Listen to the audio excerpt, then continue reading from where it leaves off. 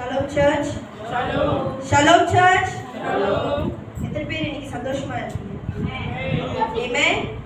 பக்கத்துல உங்களை பார்த்து சொல்லுங்க, இன்னைக்கு ஆண்டவர் நிச்சயமா உங்களோட கூட பேச போறாரு. சொல்லுங்க, பக்கத்துல உங்களை பார்த்து சொல்லுங்க, ஆண்டவர் இன்னைக்கு உங்களோட கூட பேச போறாரு. விசுவாசத்தோட இன்னைக்கு நான் பிரசங்கம் பண்ண போற ஒவ்வொரு வார்த்தையும் ஒவ்வொரு வசனமும் விசுவாசத்தோட பெற்றுக்கொள்ளும். Amen. இந்த வருஷம் முடியறதுக்கு இன்னும் எத்தனை மாசம்? ஆக்சுவலி ஒரு மாசம் பக்கம் இன்னும் 4 வாரம் தான் இருக்கு. Amen. எத்தனை பேர் நம்ம வாழ்க்கை எப்படி இருக்குன்னு பரிசோதித்து பார்த்துருக்கீங்க? நம்ம வாழ்க்கை ஒப்பு கொடுக்கிற ஒரு வாழ்க்கையா இருக்கு. Amen. Amen. இங்க நம்ம எத்தனை பேர் இன்னும் ஆண்டவர்கிட்ட உங்க வாழ்க்கையை ஒப்பு கொடுக்காம இருக்கீங்க? எனக்கு தெரியாது. Amen. ஒப்பு கொடுக்கிறது என்பது இன்னைக்கு நான் பேச போற பிரசங்கத்தோட தலைப்பு என்னன்னா, surrender your life to God. Amen. உங்க வாழ்க்கைய முழுதா ஆண்டவர் கரத்துல நீங்க ஒப்பு கொடுக்கணும். surrender ஒப்பு கொடுக்கிறது என்று சொல்லும் பொழுது நேச்சுரலா நம்ம சும்மா ஒப்பு கொடுக்கறதான ஒரு விஷயம் கிடையாது. அது உங்களோட இருதயத்தை சம்பந்தப்பட்ட ஒரு விஷயமா இருக்கு. எத்தனை பேர் இதை ஒத்துக்கிறீங்க? நீங்க ஒரு விஷயம் செய்யறீங்கன்னா உங்க மனசார தான் நீங்க செய்யணும்னு பாப்பீங்க. Amen. மனசார அவங்களுக்கு செய்யணும், மனசார இப்படி செய்யணும்னு தான் நீங்க எதிர்பார்ப்பீங்க. அதே போல சரண்டர் என்பது உங்க இருதயம் சம்பந்தப்பட்ட ஒரு விஷயமா இருக்கு. இன்றைக்கு நீங்க யோசிச்சு பாருங்க, தேவனுக்கு முன்பாக உங்களோட இருதயம் எப்படிப்பட்ட ஒரு இருதயமா இருக்கு. கொஞ்ச நேரம் நம்ம அப்படியே ப்ரே பண்ணுவோமா? ஆண்டவர்கிட்ட பேசுவோம், ஆண்டவர்கிட்ட சொல்லுங்க, ஆண்டவரே இன்னைக்கு என்னோட கூட நீங்க பேசுங்க என்று நம்ம ஜெபிப்போமா? நம்ம யாரும் பண்ணிருக்கோம்.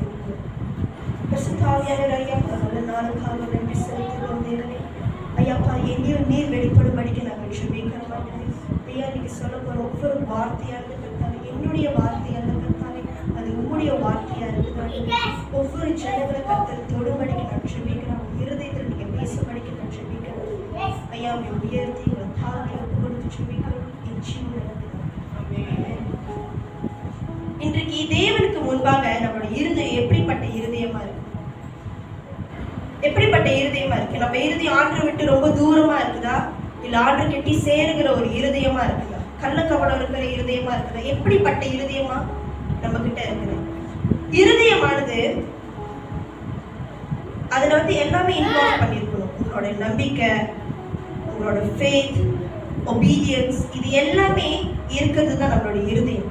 நம்ம இருதயத்துல எல்லாமே இருக்கணும். நம்பிக்கையா இருக்கட்டும், விசுவாசமா இருக்கட்டும், கீழ்ப்படிதல் ஆவியா இருக்கட்டும், இது எல்லாமே இருந்தாதான் உங்ககிட்ட முழுமையா நீங்க ஆண்டவர்கிட்ட நீங்க சரணடைய முடியும், ஒப்பு கொடுக்க முடியும் உங்களுடைய லைஃப். எத்தனை பேர் விசுவாசிக்கிறீங்க? இன்றைக்கு நம்ம வாழ்கிற இந்த வாழ்க்கை கூட நம்ம ஆண்டவர்கிட்ட ஒப்பு கொடுத்து நம்ம வாழ்ந்து கொண்டு இருக்கிறோமா, இல்ல ஆண்டவர்கிட்ட நம்ம ஒப்பு கொடுக்காம நம்ம வாழ்ந்து கொண்டு இருக்கிறோமா? வாசிப்போம், கலாத்தியன்ஸ் 2:20. நம்ம ஒப்பு கொடுத்து வாழ்கிறோம்னு சொன்னா இப்படிதான் நம்ம வாழ்றோம். கலாத்தியன்ஸ் 2:20. கிறிஸ்துவுள்ளே கூட சிலுவையில் அறையப்பட்டேன், ஆயினும் பிழைத்திருக்கிறேன். இனி நான் அல்ல, கிறிஸ்துவே எனக்குள் பிழைத்திருக்கிறார். நான் இப்பொழுது மாம்சத்தில் பிழைத்திருக்கிறதோ, என்னில் அன்பு கூர்ந்து எனக்காக தம்மைத்தாமே ஒப்பு கொடுத்த தேவனுடைய குமாரனை பற்றும் விசுவாசத்தினாலே பிழைத்திருக்கிறேன். ஆமென். இனி நீங்க ஆண்டவர்கிட்ட நீங்க உங்க வாழ்க்கையை ஒப்பு கொடுத்ததுக்கு அப்புறம் இதுக்கப்புறம் வாழ போற வாழ்க்கை நீங்க கிடையாது, இயேசு வாழ்றாரு. ஆமென். நீங்க ஒப்பு கொடுக்கிறேன்னு சொல்லும் பொழுது உங்களுடைய ஆவி, உங்களுடைய ஆத்மா, உங்களுடைய சரீரம் முழுவதுமே ஆண்டோட கரத்துல தான் நீங்க ஒப்பு கொடுக்கணும். அதுதான் ஒரு ஒப்பு கொடுத்திருக்க வாழ்க்கை. இப்படிதான் நீங்க ஆண்டவர்கிட்ட உங்களுடைய வாழ்க்கையை நீங்க முழுசா நீங்க ஒப்பு கொடுத்திருக்க வாழணும். ஆமென். ஆண்டவர் சொல்றாரு, நீங்க வாழ்ற இந்த வாழ்க்கை உங்க சொந்த சுயத்தினாலும் உங்க மாம்சத்தின் மூலியமா நீங்க டிபெண்ட் பண்ணி இருக்காம எல்லாமே ஆண்டவர்கிட்ட கொடுங்க. உங்களோட வாழ்க்கையின் தீர்மானமா இருக்கட்டும், உங்க வாழ்க்கையில நீங்க எடுத்து வைக்கிற அடுத்தடுத்த ஸ்டெப்பா இருக்கட்டும், எல்லாமே நீங்க ஆண்டவர்கிட்ட மட்டும்தான் நீங்க ஆண்டவரை மட்டும்தான் நீங்க டிபெண்ட் பண்ணி இருக்கணும். மனுஷனை நீங்க டிபெண்ட் பண்ணி இருக்க முடியாது. எவ்வளவு நாளைக்கு நம்ம மனுஷனுக்கிட்ட டிபெண்ட் பண்ணி இருக்கோம்? மனுஷனுக்கு நம்ம டிபெண்ட் பண்ணி இருந்தாலும் நம்ம எதிர்பார்க்கிற சொல்யூஷனா இருக்கட்டும், நம்ம எதிர்பார்க்கிற வாய்ப்பா இருக்கட்டும், கிடைக்குமா? கிடைக்கவே கிடைக்காது. நம்ம ஆண்டரை நோக்கி அவர்கிட்ட ஒப்பு கொடுத்து நம்மளோட முழு ஆவி, ஆத்மா, சரீரம் எல்லாத்தையுமே ஒரு கருத்துல நம்ம ஒப்பு கொடுக்கும் பொழுதுதான் கர்த்தர் அந்த இடத்துல வாய்க்க பண்ணுவார். ஆமென். giving myself to God. That means surrender பண்ணி இருக்கிறது வந்து எப்படின்னு பார்த்தீங்கன்னா ஐசையா 55:8 படிங்க. என் நினைவுகள் உங்கள் நினைவுகள் அல்ல, உங்கள் வழிகள் என் வழிகளும் அல்லவே என்று கர்த்தர் சொல்லுகிறார். Amen. Amen. ரிசீவ் பண்ணுங்க. கொடுக்கிற ஒவ்வொரு தேவ வசனத்தையுமே ரிசீவ் பண்ணுங்க. ஏன்னா கர்த்தர் உங்களோட கூட பேசிக் கொண்டிருக்கிறார். விசுவாசிக்கிறவங்க மட்டும் கைகளை உயர்த்தி ஆமென் சொல்லுங்க.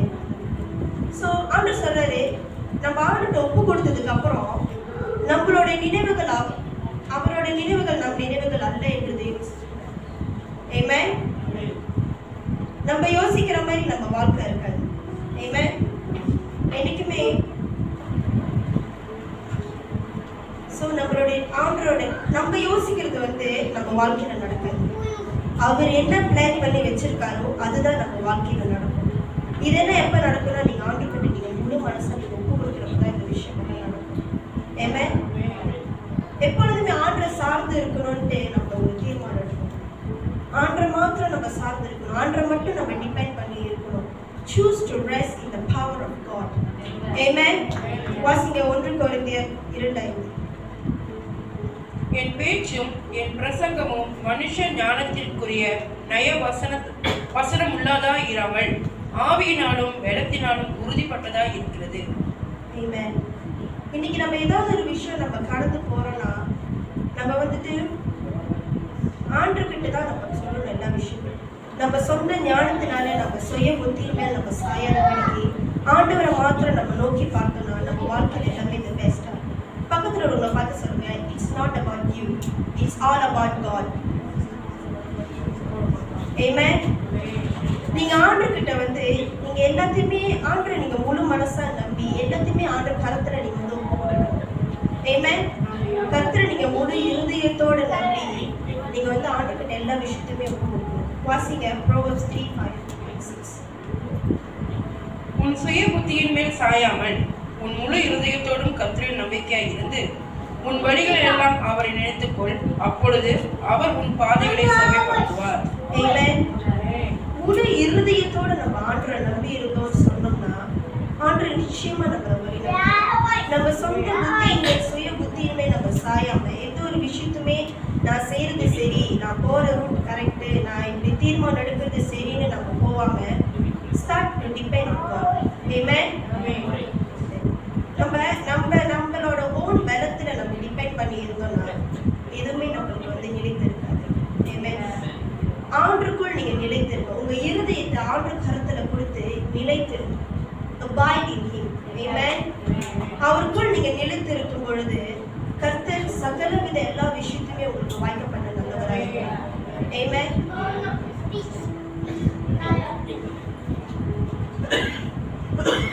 அடுத்தது நம்ம மனுஷனா இருக்கும் பொழுது நம்ம அநேக விதத்துல நம்ம சோர்ந்து போவோம். எவ்வளோ விஷயம் நம்மளை வந்து எவ்வளோ விஷயங்கள் எவ்வளோ பிரச்சனைகள் நம்மளை கொண்டு தாக்கி இருந்தாலும் நம்ம அவ்வளோ ஈஸியா நம்ம சோர்ந்து போயிடும். பட் இருந்தாலும் ஏதோ ஒரு விஷயத்துல நம்மளுக்குள்ள நம்ம நினைப்போம், இல்ல என்னால் இதை வந்து ஓவர் கம் பண்ணி வர முடியும், என்னால் இதை செய்ய முடியும்னு சொல்லிட்டு நம்ம இருப்போம். ஆமாவா? ஆனா எவ்வளவு தூரத்துக்கு நம்மளால அப்படி இருக்க முடியும்? ஒரு அளவுக்கு தான். ஒரு கட்டத்துக்கு அப்புறம் தான் நம்மளால வந்து நம்மளே சும்மா யோசிப்போம், இல்லை என்னால் செய்ய முடியும், என்னால் செஞ்சிட முடியும், என்னால் இதை கடந்து போக முடியும். ஒரு கட்டத்துக்கு மேல நம்மளே கிவ் அப் பண்ற நிலைமை வந்து, ஏன்னா நம்ம சுய புத்தியின் மேல் நம்ம சார்ந்து இருந்து நம்ம மாம்சத்தின் மூலியமா நம்ம சிந்திக்கிறதுனால தான் நம்ம கிவ் அப் பண்ணுவோம். அதுவே உங்களோட கண்களை ஆண்டுக்கு நேரம் நீங்க ஃபிக்ஸ் பண்ணி, அதுவே உங்களை நான் பார்க்கிறேன், நீங்க என்னுடைய கேடுகள், நீர் என் நம்பிக்கை, அதுவே நீங்க செய்வீங்க என்று நம்ம ஆண்ட கண்களை நோக்கி பார்க்கும் பொழுது கர்த்தர் நமக்காக காரியங்களை வாங்கி செய்வார்.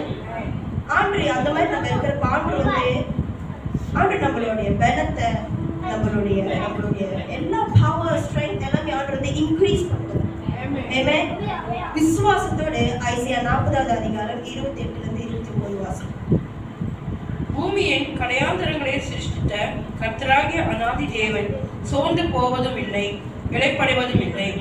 இதை நீ அறியாயோ? இதை நீ கேட்டதில்லையோ? அவருடைய புத்தி ஆராய்ந்து முடியாதது.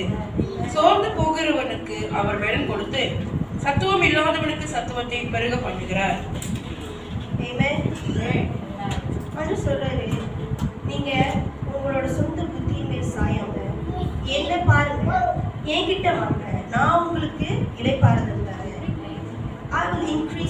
strength, your power. Amen. ஆண்டவர்கிட்ட நீங்க முழுதா நீங்க கொடுக்கும் பொழுது சரண்டர் ஒப்பு கொடுக்கிறது வந்து ஒரு தோற்று போகிற ஒரு விஷயம் அல்ல. இன்னைக்கு அநேக நம்ம நினைக்கிறோம், ஐயோ இது நம்ம வந்து செஞ்சுட்டா, நம்ம சொந்தமா இதை நம்ம செஞ்சோம்னா, நம்ம டக்குன்னு ஒப்பு கொடுத்துட்டா இது தோத்துருமோ அப்படின்னு நீங்க நினைக்கிறீங்க. இயேசுவின் நாமத்துல நீங்க ஒப்பு கொடுத்து பாருங்க, அது ஒரு வெற்றிகரமான ஒரு விஷயம். ஆமென். சரண்டர் என்பது நம்மளுடைய தெய்வ மனுஷனுடைய பார்வைக்கு தான் அது வந்து ஒரு தோற்று போகிற ஒரு விஷயமா இருக்கு. ஆனா கடவுளுடைய ராஜ்யத்துக்கும் அது ஜெயத்தை கொடுக்கிற ஒரு விஷயமா இருக்கு. ஆமென். வாசிப்போம் 1 கொரிந்தியர் 15:58. நம்முடைய கர்த்தராகிய இயேசு கிறிஸ்துவினாலே நமக்கு ஜெயம் கொடுக்கிற தேவனுக்கு ஸ்தோத்திரம். ஆமென். ஆமென். இன்னைக்கு எத்தனை பேர் விசுவாசிக்கிறீங்க? நிச்சயமா நான் கடந்து போற ஒரு விஷயம், நான் ஒப்பு கொடுத்த ஆண்டவர் எனக்கு ஜெயத்தை கொடுப்பாரு. எல்லா விஷயத்திலுமே எல்லா விதத்திலுமே இயேசுவை சார்ந்துருங்க, இயேசுப்பா மாத்திரம் நம்பிடுங்க. நீங்க கடந்து போற எல்லா விஷயமே உங்களுக்கு அவ்வளவு பெருசா ஒரு விஷயமா தெரியாது. ஏன்னா நீங்க மனுஷங்கிட்ட நீங்க வந்து டிபெண்ட் பண்ணிருக்க, இயேசுவை நீங்க டிபெண்ட் பண்ணிருக்கீங்க. ஆமென். இப்ப மீனிங் ஆஃப் சரண்டர் இப்ப நம்ம பார்த்தோம். சரண்டர்னா என்ன, அது எதை சம்பந்தப்பட்டு இருக்குது நம்ம பார்த்தோம். இருதயத்தை சம்பந்தப்பட்டு இருக்கு. நீங்க கர்த்தரை முழு மனதா நீங்க நம்பி இருந்து உங்க சொந்த புத்தியிலே சாயாம இருந்தீங்கன்னா கர்த்தர் உங்களுக்காக எல்லா விஷயமும். இப்ப நம்ம சரண்டர், மீனிங் ஆஃப் சரண்டர். சரண்டர்னா என்ன அப்படின்னு நம்ம பார்க்கணும். சரண்டர்னா ஆண்டவர்கிட்ட உங்களோட வாழ்க்கையில இருக்கிற எல்லா பகுதிகளையுமே ஆண்டவர்கிட்ட நீங்க ஒப்பு கொடுத்து let God lead you, let God leading every area of your life. Amen. உங்க வாழ்க்கையில இருக்கிற ஒவ்வொரு பகுதிகளிலுமே கர்த்தர் உங்களை வழி நடத்துவார். Amen. நீங்க ஒப்பு கொடுத்தீங்கன்னு சொன்னீங்கன்னா, நீங்க கடவுள்கிட்ட முழு மனதா நீங்க ஒப்பு கொடுத்தீங்கன்னா தேவன் உங்க எல்லா வழிகளிலுமே கர்த்தர் வாய்க்க பண்ணுவார். சங்கீதம் 37:5 வாசிங்க.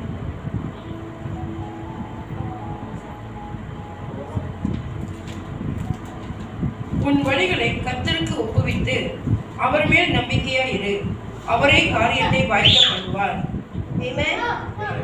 உங்களோட நீங்க எடுக்கிற ஒவ்வொரு தீர்மானமா இருக்கட்டும், நீங்க செய்யற ஒவ்வொரு வேலையா இருக்கட்டும், நீங்க பேசுற ஒவ்வொரு பேச்சா இருக்கட்டும், நீங்க பழகுற ஒவ்வொரு நபரா இருக்கட்டும், உங்க வாழ்க்கையில இருக்கிற சின்ன சின்ன ஒவ்வொரு ஏரியா ஆஃப் யுவர் லைஃப், சின்ன சின்ன விஷயத்தை கூட கடவுள் கர்த்தர்கிட்ட நீங்க ஒப்பு கொடுத்தீங்கன்னா முழுமையா ஒப்பு கொடுக்கணும். சும்மா ஒப்பு கொடுக்கறது இல்ல, முழுமையா நீங்க ஒப்பு கொடுத்தீங்கன்னா கர்த்தர் உங்களுடைய வாழ்க்கையின் காரியங்களை கர்த்தர் வாய்க்க பண்ண நல்லவராக. ஆமென். ஆமென். இப்ப சரண்டர்னா என்ன நம்ம பார்ப்போம். இப்ப என்ன நடக்கும், what happens when you surrender your life to God அப்படின்னு நம்ம பார்ப்போம். நீங்க ஆண்டவர்கிட்ட உங்களுடைய வாழ்க்கையை நீங்க முழுமையா கடவுள்கிட்ட ஒப்பு கொடுக்கறப்ப கடவுள் எங்க வெளிப்படுவார்னா, நீங்க கடந்து போகிற பிரச்சனைகள் மத்தியில் ஆண்டவர் வெளிப்படுவார். ஆமென். ஏன்னா நீங்க முழு மனதா ஆண்டவர்கிட்ட நீங்க ஒப்பு கொடுக்கறப்ப அந்த இடத்துல தான் ஆண்டவர் காட்டுவாரு அவர் எவ்வளவு நல்ல தேவன். ஆமென். வாசிப்போம் எக்ஸோடஸ் 14:14. கர்த்தர் உங்களுக்காக யுத்தம் பண்ணுவார், நீங்க சும்மா இருப்பீர்கள். ஆமென். ஆமென். ஏன்னா நீங்க ஆண்டவர்கிட்ட உங்க முழு மனதை நீங்க ஒப்பு கொடுக்கறப்ப உங்க வேலை சும்மா இருக்கிற வேலை தான். நம் தேவன் நம்மளுக்காக யுத்தம் செய்கிற தேவனா இருக்கிறார். ஆமென். பக்கத்துல உங்களை பார்த்து சொல்லுங்க, எதுக்கும் கவலைப்படாதீங்க, இயேசு உங்களுக்காக யுத்தம் செய்வார். ஆமென். நான் சொல்ற ஒவ்வொரு வார்த்தையுமே don't just see, அப்படியே உட்கார்ந்து இருக்காதீங்க, just receive பண்ணுங்க. ஆண்டோட பிரசன்னம் இந்த இடத்துல அவ்வளவு வல்லமையா இருக்கு. ரிசீவ் பண்ணுங்க. இயேசுவின் நாமத்துல நான் அதை ரிசீவ் பண்றேன். இயேசுவின் நாமத்துல இது என் வாழ்க்கையில நடக்கட்டும் அப்படின்னு ஒவ்வொரு வார்த்தையை நீங்க ரிசீவ் பண்ணும் பொழுது நிச்சயமாகவே உங்க வாழ்க்கையில அது நடக்கிறத நீங்க பாப்பீங்க. இந்த வருஷம் முடியறதுக்குள்ள நீங்க சாட்சியா வந்து சொல்லுங்க. ஆமென். முதலாவது ஆண்டவர் வந்து உங்களுடைய பிரச்சனைகள் மத்தியில வெளிப்படுவார். அதுக்கப்புறம் ஆண்டவர் வந்து உங்களோட பாதைகள்ல வந்து உங்களை வழி நடத்துவார். எப்பன்னு பாத்தீங்கன்னா அது சொன்னது போல Proverbs 3:5 கர்த்தரை நீங்க முழு மனதாய் நீங்க நம்பி இருக்கும் பொழுது அவர் உங்களோட பாதைகள்ல வழி நடத்த வல்லவரா இருப்பார். நீங்க ஆண்டவர்கிட்ட உங்களோட வாழ்க்கையை நீங்க வந்து ஒப்பு கொடுத்ததுக்கு அப்புறம் உங்களோட வாழ்க்கை எப்படிப்பட்ட ஒரு வாழ்க்கையா இருக்குன்னா, ஆவியில நிரம்பின ஒரு வாழ்க்கையா இருக்கும், ஆவியில அபிஷேகம் பண்ண ஒரு வாழ்க்கையா இருக்கும், ஆவியில உங்களை வழி நடத்துகிற ஒரு வாழ்க்கையா இருக்கும். Amen. It will be spirit lead பண்ற ஒரு வாழ்க்கையா இருக்கும். ஸ்பிரிட் ஃபில் பண்ண ஒரு வாழ்க்கையா இருக்கும். ஸ்பிரிட் எம்பவர்மென்ட் கொடுக்கிற ஒரு வாழ்க்கையா இருக்கும். ஆமென். இதெல்லாம் யார் வழி நடத்துவாங்க? யார் இதெல்லாம் செய்வாங்க? யாருக்கு தெரியும்? நம்ம ஆவியானவருக்கு இன்னொரு பேர் இருக்கு. யாருனாலும் சொல்ல முடியும். மென்டர்ஷிப்ல கூட பாஸ்டர் சொல்லி கொடுத்திருக்காங்க. ஆண்ட்ரூ தெரியுமா? ஆண்ட்ரூ எமஸ் சத்திய ஆவியானவர். ஆமென். கர்த்தருக்கு ஒரு பெரிய பலத்தை கைத்தட்டணும். நீங்க ஆண்டவர்கிட்ட முழுமையா நீங்க ஒப்பு கொடுக்கிறப்ப ஆண்டவர் அவ்வளவு வல்லமையா உங்களோட பாதையை வழி நடத்துவார். ஆவியில நடத்தப்படுவீங்க, ஆவியில நிரப்பப்படுவீங்க, ஆவியில செயல்படுவீங்க, ஆவியில நீங்க பலப்படுத்தப்படுவீங்க. ஆமென். ஆமென். வாசிப்போம் ஜான் 16வது அதிகாரம் 13வது வசனம்.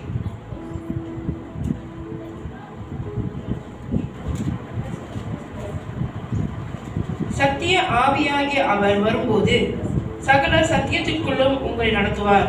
ஆமென். ஆமென். எத்தனை பேர் இந்த வார்த்தையை பெற்றுக்கொண்டீங்க?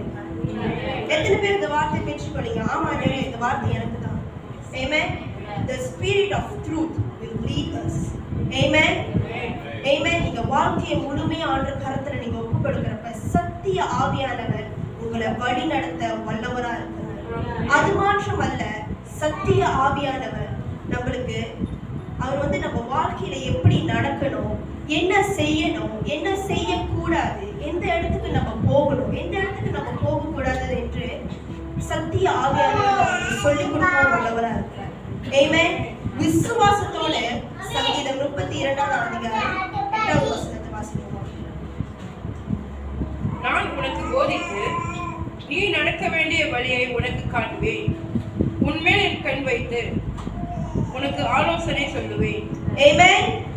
ஆமென். இதெல்லாம் எப்ப நடக்கும்? இதெல்லாம் எப்படி நடக்கும்? நீங்க சும்மா இருக்கும் பொழுது உங்க வாழ்க்கையை முழுமையா ஆண்டவர்கிட்ட ஒப்பு கொடுக்கும் பொழுது நீங்க முழுமையா உங்க வாழ்க்கையை ஒப்பு கொடுக்கும் பொழுது ஆண்டவர் நம்ம மேல கண் வைத்து அவர் சொல்லிக் கொடுப்பார். இப்படி செய்யுங்க, இப்படி செய்யாதீங்க அப்படின்னு சத்திய ஆவியானவர் நம்மளுக்கு சொல்லிக் கொடுப்பார். எப்படி சொல்லிக் கொடுப்பாரு? எதை வச்சு சொல்லிக் கொடுப்பாரு?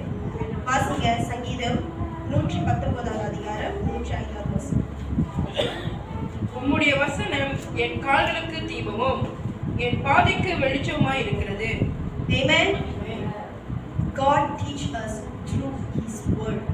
அவருடைய வேத வார்த்தையின் மூலமா நம்மை வழிநடத்த வல்லவரா இருக்கிறார். Amen. ஏன்னா அவர் எப்படிப்பட்ட தேவன்? சத்திய ஆவியுள்ள தேவன், சத்திய ஆவியானவர். Amen. Amen. So உங்க வாழ்க்கையை நீங்க முழுமையா ஒரு கடத்துல ஒப்பு கொடுக்கும் பொழுது ஆண்டவரோட பாதைகளை வழி நடத்துவார். எப்படி வழி நடத்துவார் என்று நம்ம பார்க்கணும். இப்ப அடுத்தது, உங்களோட பாதையில அவர் வழி நடத்துவர் மாற்றம் அல்ல, உங்களை உருவாக்குற தேவனுமா இருக்கிறார். Amen. Amen. God will transform you. Amen. ஆண்டவர் உங்களை உருவாக்குவார். ஓகே, ஐசையா 64வது அதிகாரம் 8வது வசனம். ஐசையா. இப்பொழுதும் கர்த்தாவே, நீர் எங்களுடைய பிதா, நாங்கள் களிமண், நீர் எங்களை உருவாக்குகிறவர், நாங்கள் அனைவரும் உமது கரத்தின் கிரியை. ஆமென். நம்மள யாரா? அவருடைய கரத்தின் கிரியை. ஆமென். ஆமென். இன்னைக்கு நம்மள உருவாக்குறது யார்? நம்மள படைத்தவர் யார்? நம்மளுடைய தேவன். அவரே சொல்றாரு, நான் என் கண்மேல் வைத்து நான் வழி நடத்துவேன்னு சொல்றேன். ஆமென். He is our father. We are the work of his hand. Amen. Amen. அவரோட கரத்துல நம்ம ஒரு களிமண்ணா நம்ம இருக்கோம். Amen. இப்பதான் ஆண்டவர் உங்களை உருவாக்க ஆண்டவர் உங்க இடத்துல வருவார். Amen. This is where God begins to shape us. Amen. ஆண்டவர் இப்படிதான் நம்மள உருவாக்குவார். எப்படி நம்மள உருவாக்குவார்? பாருங்க, நம்ம ஒரு விஷயம் நம்ம செய்ய போறோம்னா நல்ல எக்ஸ்பர்ட்டான ஒரு ஆள்கிட்ட கொடுத்து தான் நம்ம செய்யணும். இப்போ ஒரு வீடு கட்டுறோம்னா சும்மா யாராவது ஒரு ஆள்கிட்ட நம்ம வீடு கட்ட கொடுக்க மாட்டோம். யாராவது நல்லா சிறந்தவர், அவ்வளோ அழகா வீடு கட்டுற ஒரு ஆளுகிட்ட தான் நம்ம கொடுப்போம் வீடு கட்ட சொல்லி. அதே மாதிரி தான் நம்மளை உருவாக்கணும்னா நம்மளோட தேவனால மாத்திரம் தான் நம்மளை உருவாக்க முடியுமே தவிர மற்ற தெய்வ மனுஷனால முடியாது. அவருடைய வார்த்தை தான் நம்மளை உருவாக்க முடியும். பரிசுத்த ஆவியானவரால மட்டும்தான் நம்ம உருவாக்க முடியும். மற்றவர் யாருனாலையுமே இல்லை. வாசிங்க எரேமியா 18ஆம் அதிகாரம் 1-6. கர்த்தரால் எரேமியாவுக்கு உண்டான வசனம். நீ எழுந்து குயவன் வீட்டிற்கு போ, அங்கு என் வார்த்தைகளை உனக்கு தெரிவிப்பேன் என்றார். அப்படியே நான் குயவன் வீட்டுக்கு போனேன். இதோ அவன் திருகையினாலே வணைந்து கொண்டிருந்தான். குயவன் வணைந்து கொண்டிருந்த மண்பாண்டம் அவன் கையிலே கெட்டு போயிற்று. அப்பொழுது அதை திருத்தமாய் செய்யும்படிக்கு தன் பார்வைக்கு சரியாய் கண்டபடி குயவன் அதை திரும்ப வேறே பாண்டமாக வணைந்தான். அப்பொழுது கர்த்தருடைய வசனம் எனக்கு உண்டாகி, அவர், இஸ்ரவேல் குடும்பத்தாரே, இந்த குயவன் செய்தது போல நான் உங்களுக்கு செய்யக்கூடாதோ என்று கர்த்தர் சொல்லுகிறார். இதோ இஸ்ரவேல் வீட்டாரே, களிமண் குயவன் கையில் இருக்கிறது போல நீங்கள் என் கையில் இருக்கிறீர்கள். ஆமென். ஆமென். ஆமென். இப்ப நான் ஒரு களிமண் உங்கள்கிட்ட கொடுத்து ஒரு அழகான பாத்திரத்தை செய்யுங்கன்னு சொன்னா யாருனாலும் செய்ய முடியும்? யாருனாலையுமே செய்ய முடியாது. கண்ணுக்கு கண்ணால முடியும். ஸோ என்கிட்ட கொடுத்தா எனக்கு அது செய்ய தெரியாது. அதை அழகா வடிவமைத்து அவ்வளோ அழகான ஒரு பாத்திரத்தை நம்ம யாருனாலையும் செய்ய முடியாது. A clay cannot shape itself. It must surrender to the potter's hand. Amen. ஒரு குயவன் கையில நம்ம அந்த களிமண்ணை கொடுத்தாதான் அவ்வளோ அழகா வணைந்து நம்ம கிட்ட கொடுப்பாரு. அப்ப ஆண்டவர் சொல்றாரு, நீங்க எல்லாம் என்னோட கரத்துல களிமண்ணை போல இருக்கிறீங்க, நான் உங்களைய உருவாக்குவேன். Amen. Amen. Amen. So இதுதான் நீங்க ஆண்டவர்கிட்ட முழுமையா உங்க கரத்துல ஆண்டவர்கிட்ட ஒப்பு கொடுக்கும் பொழுது ஆண்டவர் அவ்வளோ அழகா உங்களை பணிய வந்தவரா இருக்கு. Amen. Amen. அடுத்தது the perfect example of surrender. யாருக்கு தெரியும்? யாருக்கு தெரியும்? A perfect example of surrender பைபிள்ல இருக்கு. யாருக்கா தெரியும்? என்கிட்ட பேசுங்க, அப்பதான் நான் ஒண்டியா பேசுற மாதிரி எனக்கு தெரியாது. நீங்க பேசினதே எனக்கு தெரியும், நீங்க எல்லாமே இருக்கீங்க. ப்ளீஸ் சொல்லுங்க, யாரு? அவங்க கிட்ட வசனம் இருக்குன்னாலும் அவங்க கரெக்டா சொல்றாங்க. எஸ், ஏசப்பா. ஆண்டவர் அந்த இடத்துல கெத்செமனே தோட்டத்துல அவர் தரை மட்டும் அவரை தாழ்த்தி அவர் பிதா கிட்ட அவர் பேசாம ஒப்பு கொடுக்காம இருந்திருந்தாருன்னா இன்னைக்கு நம்ம யாருமே ரட்சிப்படைந்து ஒரு நல்ல சுதந்திரமான ஒரு வாழ்க்கை நம்ம வாழ்ந்து கொண்டு இருக்க மாட்டோம். எத்தனை பேர் இது விசுவாசிக்கிறீங்க? ஆமென். வாசிப்போம் லூக் 22ஆம் அதிகாரம் 42. பிதாவே, உமக்கு சித்தமானால் இந்த பாத்திரம் என்னை விட்டு நீங்கும்படி செய்யும். ஆயினும் என்னுடைய சித்தத்தின்படி அல்ல, உம்முடைய சித்தத்தின்படியே ஆக கடவுள் என்று ஜெபம் பண்ணினார். ஆமென். நம்ம ஒப்பு கொடுக்கும் பொழுது ஆண்டவர்கிட்ட முழு மனதா நம்ம ஒப்பு கொடுக்கணும். நம்மளே தரை மட்டுமா நம்ம தாழ்த்தணும்.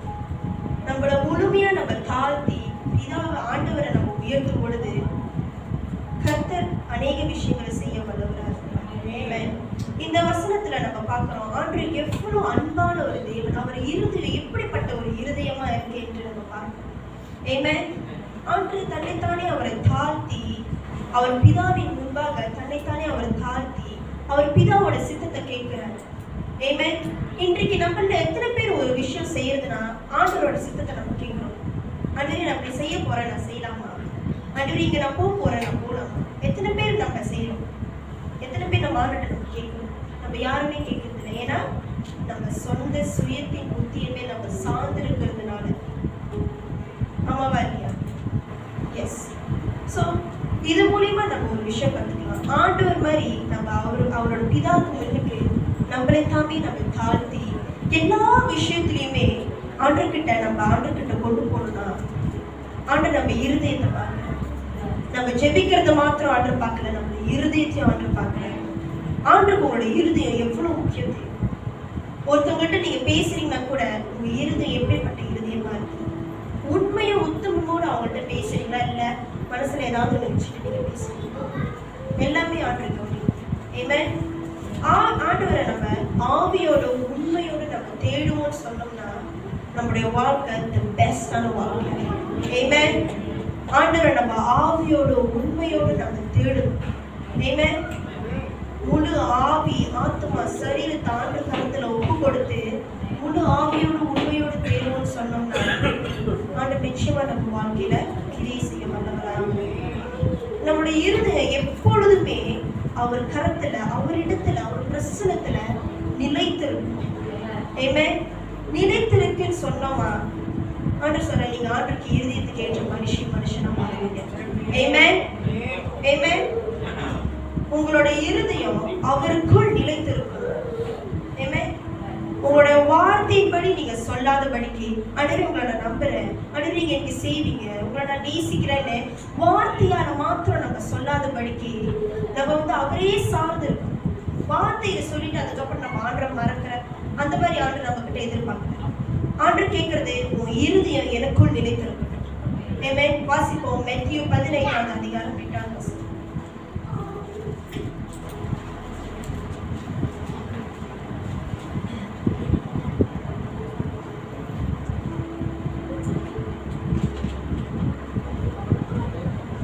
இந்த ஜனங்கள் தங்கள் வாயினால் என்னிடத்தில் சேர்ந்து தங்கள் உதடுகளினால் என்னை கனம் பண்ணுகிறார்கள், அவர்கள் இருதயமோ எனக்கு தூரமாய் விலகி இருக்கிறது. நான் ஸ்டார்டிங்ல கேட்டேன், உங்களோட இருதயம் தேவனுக்கு முன்பாக எப்படி இருக்குது? கொஞ்ச நேரம் உங்களை நீங்களே பரிசோதித்து பாருங்க. தேவனுக்கு முன்பாக என்னோட இருதயம் எப்படிப்பட்ட இருதயமா இருக்கு? மட்டும் சொல்றாரு, என் ஜனங்கள் வாயினாலதான் சொல்றாங்க, ஆனா அவங்க இருதயமோ என்னை விட்டு விலகி இருக்கிறது. நான் சொல்றேன், இன்றைக்கு நம்ம எத்தனை பேர் நம்ம இருதயம் கர்த்தருக்குள் நிலைத்திருக்கு, ஆண்டுக்குள்ள இணைந்திருக்கு? எத்தனை பேரோட இருதயம் அப்படியா இருக்கு? எத்தனை பேர் இருதயம்? உங்களை நீங்களே கேள்விக்கிட்டு, அப்பதான் பரிசுத்த ஆவியானவர் உங்ககிட்ட பேச வல்லவரா இருக்கு. ஆவியானவர் இந்த இடத்துல இருக்கு. ஆமென். ஆவியானவர் அநேகர் இருதயத்துல பேசிக் கொண்டிருக்கிறார். ஆமென். மை டியர் சர்ச், உங்ககிட்ட நிறைய பிளான்ஸ் இருக்கு. என் வாழ்க்கையில இந்த வருஷம் முடியறதுக்குள்ள நான் இப்படி இருக்க போறேன், நான் அப்படி இருக்க போறேன், நான் அடுத்த வருஷம் இது வாங்க போறேன், அது வாங்க போறேன்னு சொல்லிட்டு அநேக பிளான்ஸ் உங்களோட இருதயத்துல நீங்க வச்சிருக்கலாம். ஆனா உங்க பிளான் எதுவுமே நடக்காது. ஆண்டவர் என்ன உங்க வாழ்க்கையில வச்சிருக்காரோ அது மட்டும்தான் நடக்கும். ஆமென். ப்ரோவெர்ப்ஸ் 19ஆம் அதிகாரம் 21ஆம் வசனம்.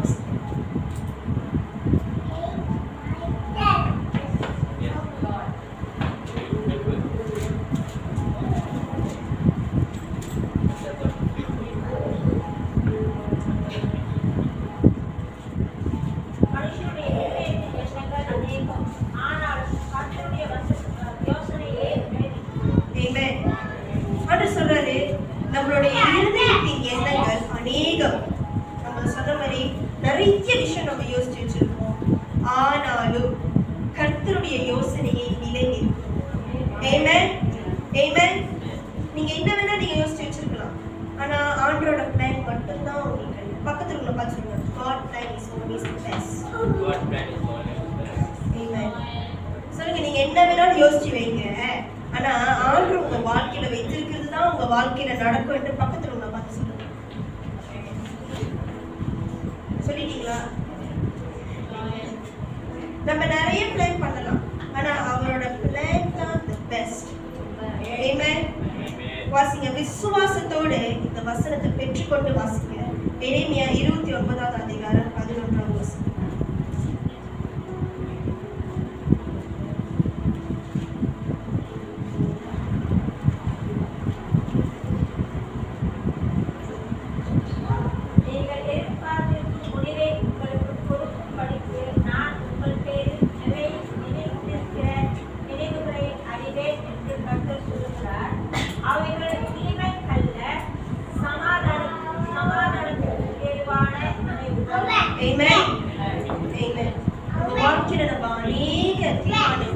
அநேக யோசனைகள் நினைத்துக் கொண்டிருக்கலாம், ஆனா ஆண்டவர் சொல்றாரு, என்னோட நினைவுகள் மட்டும்தான் உங்க வாழ்க்கையில நிறைவேறும்.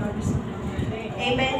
நீங்க உங்க வாழ்க்கையை ஆண்டவர் முழுமையா ஒப்பு கொடுத்து, ப்ரோவெர்ப்ஸ் 3:5 சொன்னது போல முழு இருதயத்தோடு கர்த்தரை நீங்க நம்பி இருப்பீங்க என்று சொன்னால், நீங்க கண்டிப்பா உங்க வாழ்க்கையில இருக்கிற எல்லா விஷயத்துக்குமே அவர் கருத்துல தான் நீங்க ஒப்பு கொடுப்பீங்க.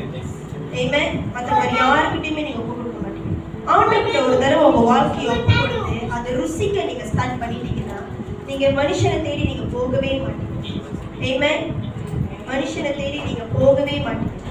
ஆண்டவரே நீங்க தான் உங்களுக்கு ஏதாவது பிரச்சனை வந்தா கூடயுமே மனுஷனை தேடி நீங்க போக மாட்டீங்க. முதலாவது என் அப்பாவோட சமூகத்துல தான் நான் உட்கார்ந்து இருக்கணும். நீங்க ஆமென் ஆமென். நீங்க கடவுள்கிட்ட நீங்க எல்லாமே நீங்க கொடுத்தீங்கன்னு சொன்னோம்னா அவரு நீங்க எதிர்பார்க்கறதை விட அதிகமா உங்களுக்கு கொடுப்பாரு. ஆமென். எத்தனை பேர் இது விசுவாசிக்கிறீங்க? ஆமென். நீங்க ஆண்டவரை முழு இருதயத்தோட ஆண்டவரை நேசித்து ஆண்டவர்கிட்ட எல்லாத்தையுமே நீங்க ஒப்பு கொடுத்தீங்கன்னு சொன்னா ஆண்டவரே நீங்க நினைக்கிறதை விட அதிகமா உங்ககிட்ட கொடுப்பாரு. ஆமென். வாசிங்க 1 கொரிந்தியர் 2:9. எழுதியிருக்கிறபடி தேவன் தம்மில் அன்பு கூறுகிறவர்களுக்கு ஆயத்தம் பண்ணினவைகளை கண் காணவும் இல்லை, காது கேட்கவும் இல்லை, அவைகள் மனுஷனுடைய இருதயத்தில் தோன்றவும் இல்லை. ஆமென். ஆண்டவர் உங்களுக்கு வச்சிருக்கிற ஒவ்வொரு பிளான்ஸும் உங்க பக்கத்துல உள்ளவங்களுக்கு கூட தெரியாது. அவருக்கு மட்டும்தான் தெரியும். எந்த கண்ணும் பார்க்க முடியாது, எந்த இருதயமும் எந்த கண்களும் காண முடியாது, எந்த இருதயத்துக்குமே தெரியாது ஆண்டவர் உங்களுக்காக என்ன வச்சிருக்கிறார். ஐசப்பாக்கு மட்டும்தான் தெரியும் அவர் உங்களுக்காக என்ன வச்சிருக்காங்க. ஏன்னா அவர் தான் நம்மளை உண்மையிலேயே நேசிக்கிறவரா இருக்கிறார். இந்த உலகத்துல எல்லாமே மாயை. மற்றவங்க நம்மள்கிட்ட செய்யறதோ நம்மளுக்கு அன்பு செலுத்துறதோ அது எல்லாமே மாயை. ஆண்டரோட அன்பு மட்டும்தான் மெய்யான அன்பு. ஆமென். எத்தனை பேர் விசுவாசிக்கிறீங்க? ஆமென். ஆண்டவர் இல்லாம நம்மளால ஒண்ணுமே செய்ய முடியாது. ஆமென். Without God we are nothing and we cannot do anything. Amen. நீங்க செஞ்சாலும் அது தோற்றுதான் போகும். நீங்க செஞ்சாலுமே அது ஃபெயிலியரா தான் இருக்குமே தவிர ஒரு சக்சஸ்ஃபுல்லா அது இருக்காது. ஏன்னா நீங்க உங்க சொந்த புத்தியின் மேல் சார்ந்து இருக்கு. நீங்க ஆண்டவரை சார்ந்து இருக்கும் பொழுது அவரையே முழு இருதயத்தோட நம்பி இருக்கும் பொழுது கர்த்தர் உங்களுக்காக எல்லா விஷயமும் செய்வார். நீங்க அவரை கேட்டு கேட்டு செய்யற ஒவ்வொரு விஷயமுமே சக்சஸ்ஃபுல்லா தான் இருக்கும். ஆமென். நீங்க அவர்கிட்ட கேட்டு செய்யற ஒவ்வொரு விஷயமுமே ஒரு வெற்றிகரமான விஷயமா இருக்கும். நான் அதை சொன்னது போல ஒப்பு கொடுக்கிற விஷயம் தோற்று போற விஷயம் அல்ல. கடவுளுடைய ராஜ்யத்துக்காக அது ஒரு வெற்றிகரமான ஒரு விஷயமா இருக்கு. அது வெற்றிகரமான விஷயமா இருந்ததுனாலதான் ஆண்டவர் நம்மளுக்காக சிலுவையில ஜெயம் பெற்றார். ஆமென் ஆமென். ஆண்டவர் அந்த அன்னைக்கு ஒப்பு கொடுக்காம இருந்திருந்தாருன்னா நம்ம இன்னைக்கு சுதந்திரமான ஒரு வாழ்க்கை வாழ்ந்திருக்க மாட்டோம், சந்தோஷமான ஒரு வாழ்க்கை வாழ்ந்திருக்க மாட்டோம். ஆமென். ஆண்டவர் அன்னைக்கு அந்த விஷயத்தை நம்மளுக்காக அவர் தன்னைத்தானே ஒப்பு கொடுத்ததுனாலதான் இன்றைக்கு அது ஒரு வெற்றிகரமான ஒரு விஷயமா இருக்கு. ஆமென். நம்மளோட ஹார்ட் நம்மளோட இருதயம் அவருக்குள்ள நிலைத்திருக்கிறதா நம்மளால எந்த ஒரு கனியுமே நம்ம பெற முடியாது. ஆமென் ஆமென். நம்மளால நம்மளோட ஆவி ஆத்மா சரீரம் நம்மளோட இருதயம் மாத்திரம் அல்ல, நம்மளோட ஆவி ஆத்மா சரீரம் எல்லாமே ஆண்டவருக்கு ரொம்ப முக்கியமான விஷயமா இருக்குது. ஆமென் ஆமென். அது எல்லாமே ரொம்ப முக்கியமான விஷயமா ஆண்டவர் பார்க்கிறார். சரண்டர் ஒப்பு கொடுக்கிறது சாதாரண விஷயம். நீங்க வீட்டுல போய் வாசித்து பார்க்கலாம். ஜான் 15வது வசனத்தை வாசித்து பார்க்கலாம். நீங்க ஆண்டவருக்குள்ள நிலைத்திருக்கலனா, உங்களுடைய இருதயம் ஆண்டவருக்குள்ள நிலைத்திருக்கலனா அதனால எதையுமே எந்த ஒரு விஷயத்துக்குமே கனி கொடுக்க முடியாது. எல்லாமே வெறும் ஒரு எப்படி சொல்றது, ஒரு வெறும் சும்மா வேஸ்டான ஒரு விஷயமா தான்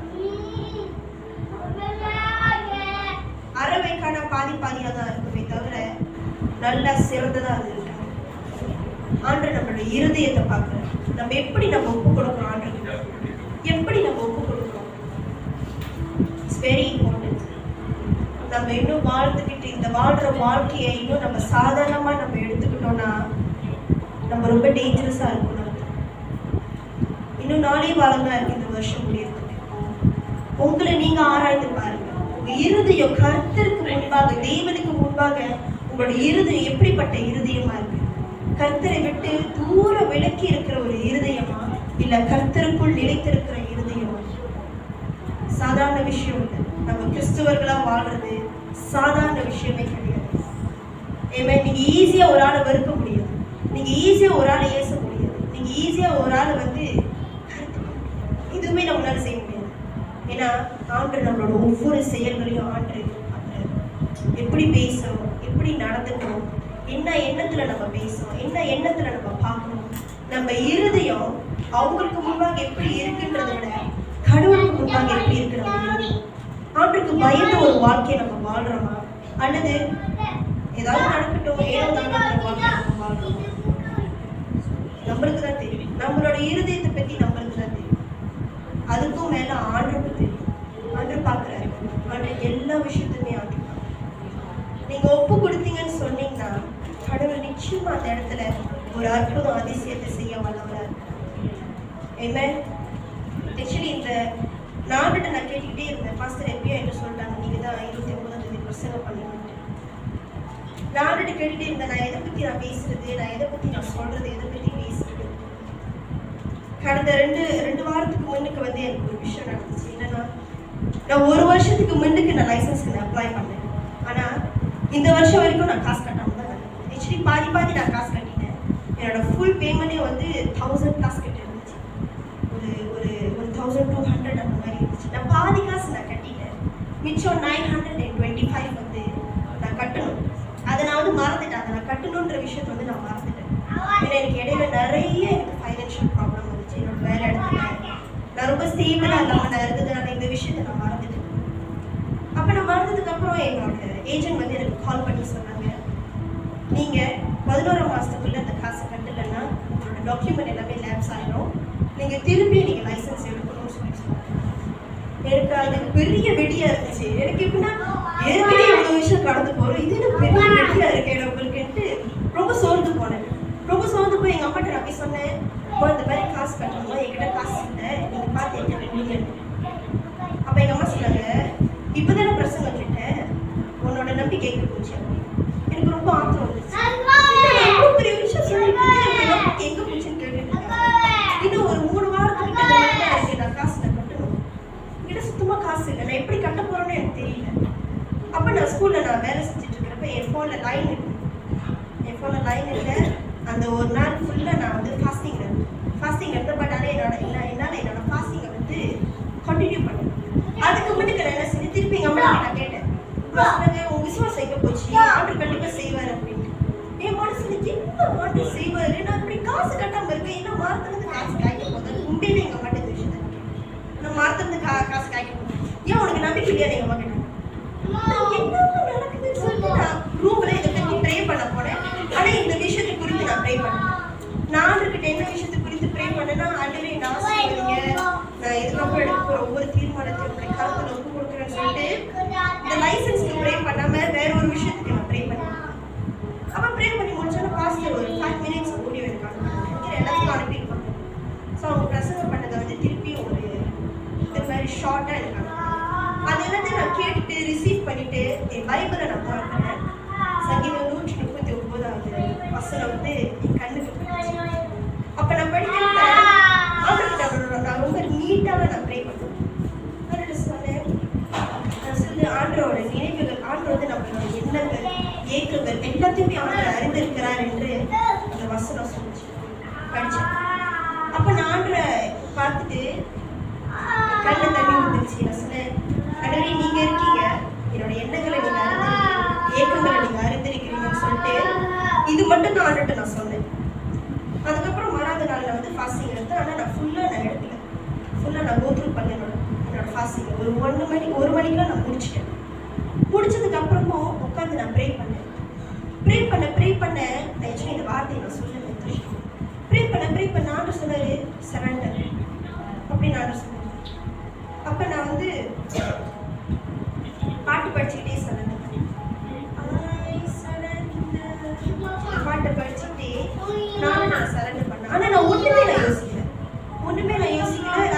ஜஸ்ட் நான் ப்ரே பண்ணிட்டே இருந்துட்டான்னு சொல்லி சரண்டர்.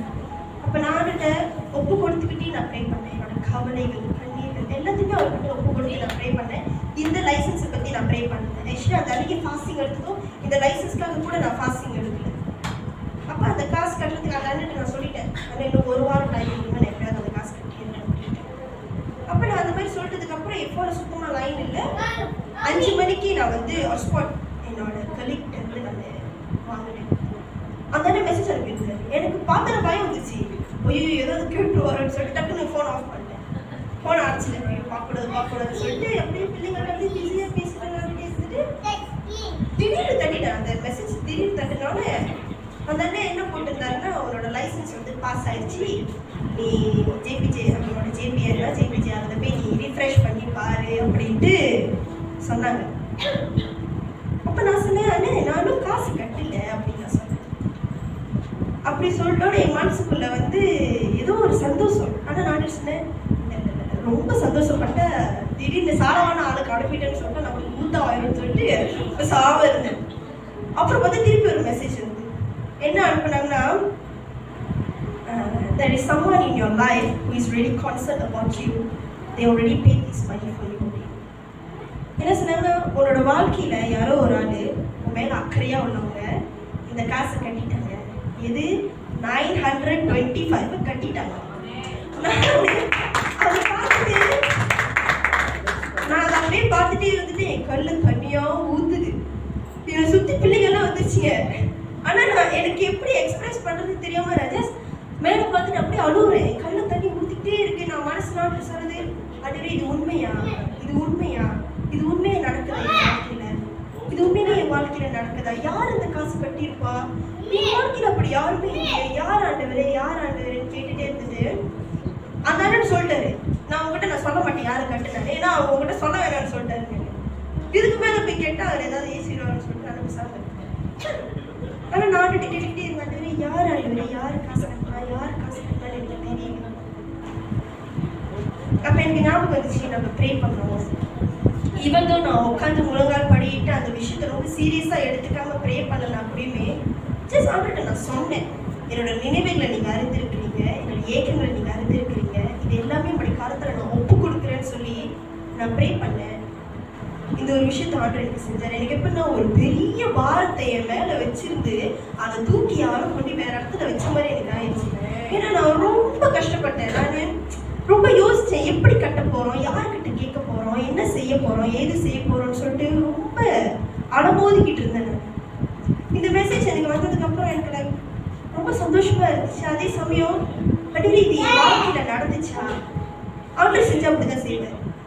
நம்ம எதிர்பார்க்காத அளவுக்கு ஆண்டவர் செய்வார், எதிர்பார்க்காத அளவுக்கு ஆண்டவர் செய்வார். ஏன்னா இந்த லைசன்ஸ் எடுக்கிறப்ப நான் சொந்தமா நான் எடுத்தேன். நான் எங்க அப்பா இருக்கிறப்ப நான் என்ன நினைச்சேன்னா, அப்பா இருக்காரு, அப்பா பார்த்துக்குவாரு. என் ஃப்ரெண்ட்ஸ் கிட்ட வந்து சொல்லிட்டேன், நான் இந்த வயசுல லைசன்ஸ் எடுத்துட்டு இந்த வயசுல காடி வாங்கிக்கிறேன் எல்லாமே சொல்லிட்டேன். ஆனா நான் பிளான் பண்ணபடி எதுவுமே நடக்கும். அப்புறம் எங்க அப்பா இறந்துட்டாரு, எங்களுக்கு என்னால எதுவுமே செய்ய முடியாம போயிடுச்சு. அப்புறம் நான் தான் சொந்தமா என்னோட ஒவ்வொரு காசு கட்டி ஒவ்வொரு விஷயம் செஞ்சு அந்த ஒவ்வொரு காசு கட்டுறப்பே ரொம்ப கஷ்டப்பட்டேன். எனக்குன்னு சொந்தமா எதுவுமே நான் வாங்க மாட்டேன், வாங்கினாலும் ரொம்ப குறைவா தான் நான் வாங்குவேன். மற்றதெல்லாம் இவங்களுக்குலாம் நான் செய்வேன், அவங்களுக்கு வெளியே சாப்பிட்டு போட்டு இந்த மாதிரி தான் நான் செய்வேன். ஆனால் ரொம்ப கஷ்டப்பட்டு அந்த காசை நான் கட்டுவேன். ஒவ்வொரு காசையும் அந்த கஷ்டப்பட்டு கட்டுறதுனால தான் நீ திருப்பி எடுக்கணும், உன்னோட இல்லைன்னா ஒரு டாக்குமெண்ட் லேப்ஸ் ஆகின்னு சொன்னோன்னே எனக்கு பயம் வந்துருச்சு. திருப்பி எப்படி நம்ம கஷ்டப்பட்டு காசு கட்டி எப்படி நம்ம எடுத்து செய்யணும். எங்கள் அம்மாட்டு நான் ஒரு காசு கூட நான் வாங்குவேன். என்னோட ரீடேக்கே எனக்கு 500 கிட்ட வந்துச்சு. அவ்வளோ நான் ஒரு ரீடேக்கே வந்து 50 கட்டி நான் எடுத்தேன். அது ஒவ்வொரு தடவையும் போய் போய் போய் போய் எனக்கு அதெல்லாம் நினைக்க எனக்கு ஒரு மாதிரி மயக்கமே வந்துருச்சு. எனக்கு மீண்டும் மீண்டும் அதில் கடந்து போடுமா ஆண்டவரேன்ட்டு. ஆனா எல்லா நேரத்துலையும் ஆண்டவர் என்னோட கூட இருந்தேன். எல்லா நேரத்துலையும் ஆண்டவர் என்னோட கூட இருந்தேன். ஏன்னா எங்களுக்கு எல்லாமே வந்து அப்பா செஞ்சு செஞ்சு பழகிடுச்சு. ஸோ அதை நாங்கள் சொந்தமா எடுத்து செய்யணும்னு நினைக்கிறப்ப அது ரொம்ப பெரிய விஷயமா இருந்துச்சு. நம்ம செய்யணுமா, நம்ம சொந்தமா செய்யணுமா, அந்த மாதிரி ஒரு கேள்வி. ஆனா நான் யோசிக்கல, என்னோட அப்பா இருக்காரு, எனக்கு இருக்காரு. நான் யோசிக்கிறேன், நான் செய்யணுமா, நான் செய்யணுமா, நான் கட்டணுமா, நான் போகணுமா, நான் கடந்து போகணுமா அப்படின்ட்டு ரொம்ப நான் யோசிச்சேன். ஆனா நான் ஒப்பு கொடுக்குற அந்த நேரத்துல ஆண்டவர் என்னோட கூட தான் இருந்திருக்காரு. அப்பதான் நான் இருந்தேன். ஆண்டவர் எல்லா நேரமும் நம்ம கூட தான் இருக்கிறாரு.